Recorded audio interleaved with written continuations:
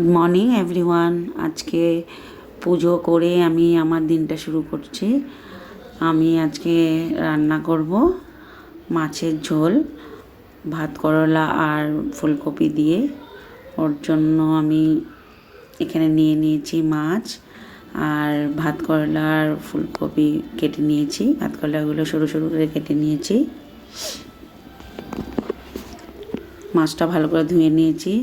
এখন নুন আর হলুদ গুঁড়ো দিয়ে ভালো করে মাখিয়ে নেব।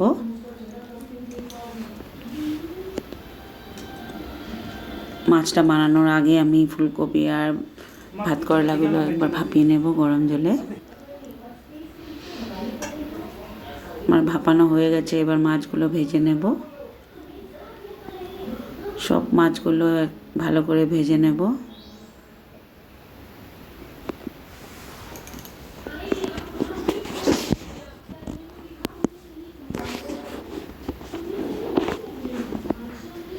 একসাথে সব ভাজা যাবে না, দুবার ভাজতে লাগবে। এই যে দেখো আমি লাল লাল করে ভেজে নিয়েছি মাছগুলো। আবার আরেকবার দিয়ে দিলাম। মাছ ভাজা তেলে আমি একটু কালো জিরে ফোড়ন দিয়ে দিয়েছি আর দেবো চেরা কাঁচা লঙ্কা 4টে।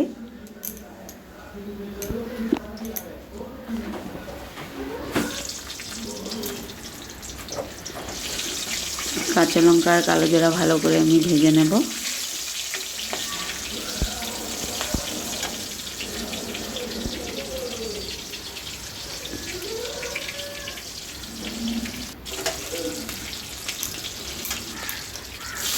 দুটো বড় সাইজের টমেটো কেটে রেখেছিলাম, টমেটোগুলো দিয়ে দিলাম আমি তেলে। আর হাফ ইঞ্চি আদা ভালো করে গ্রেট করে নিয়েছি, আদাটাও আমি দিয়ে দিয়েছি তেলের মধ্যে। এখন সব মশলাগুলো ভালো করে ভেজে নেব।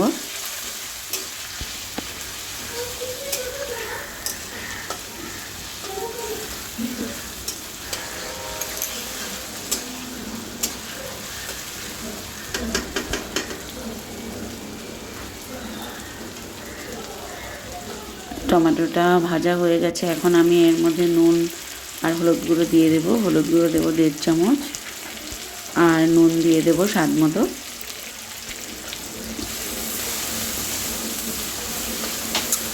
এই সবজিটাতে ব্যবহার করার জন্য আমি জিরে আর ধনে ভেজে বেটে রেখেছিলাম, ওটা আমি পরে ইউজ করব।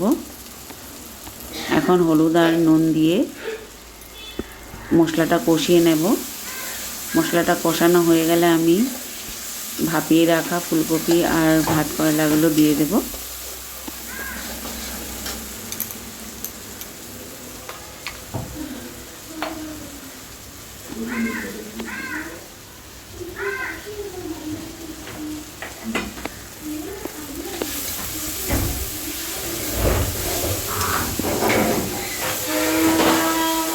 টমেটো আর আদা লঙ্কা ভালো করে ভেজে নিয়েছি। এখন আমি ভাপিয়ে রাখা ভাত করলা আর ফুলকপিগুলো দিয়ে মশলার সাথে ভালো করে কষিয়ে নেব।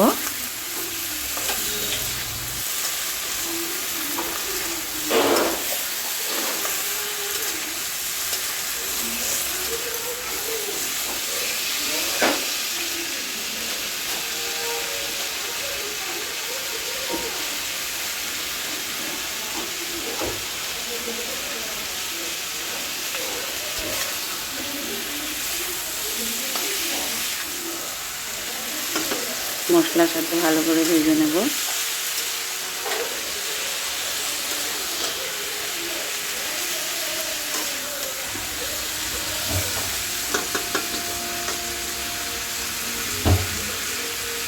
সবজিগুলো ভালো করে মশলার সাথে ভাজা হয়ে গেলে আমি পরিমাণ মতো জল দিয়ে জলটাকে আমি সবজির সাথে ভালো করে সেদ্ধ করে নেব।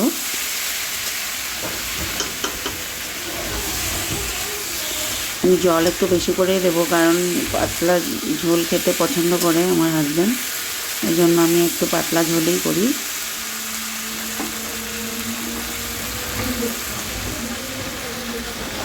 এই ভেজে রাখা জিরে ধনে গুঁড়োটা আমি দিয়ে দিলাম। এই ভাজা মশলাটা দিয়ে আরও ভালো করে একটু কষিয়ে নেব।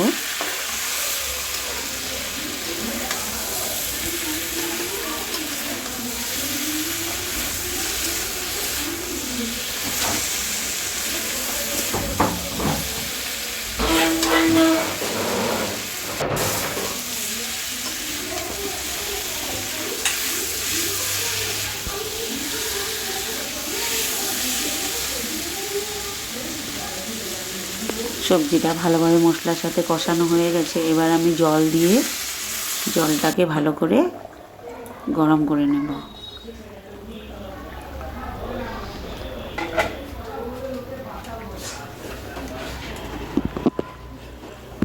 ঝোলটা ভালো করে ফুটে এসেছে। এবার আমি ভেজে রাখা মাছগুলো দিয়ে দেব। ভাত করলাগুলো সিদ্ধ হয়ে গেছে ভালো করে।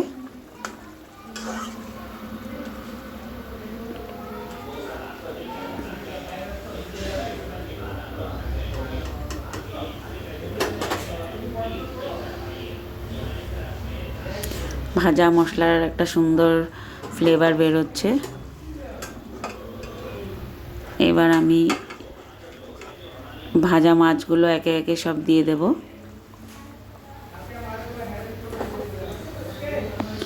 নতুন ভাত করলা এনেছিল, তাই ঝোল বানালাম পাতলা। ভাত করলা দিয়ে মাছ বানালে খুব ভালো লাগে খেতে, আর এই ভাজা মশলাটা দিলে তো আরও খুব ভালো হয় খেতে। এই ভাজা মশলাটা আমি ইউজ করি সব মাছ বা মাংস যাই বানাই, এই ভাজা মশলাটা আমি ব্যবহার করি।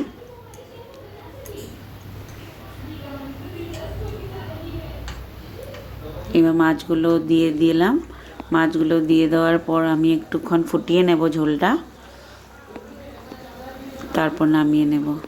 বন্ধুরা, তোমাদের আমার ভিডিওগুলো ভালো লাগলে আমাকে লাইক, কমেন্ট, সাবস্ক্রাইব করবে, আমার পাশে থাকবে। আজকে এই পর্যন্তই, ধন্যবাদ।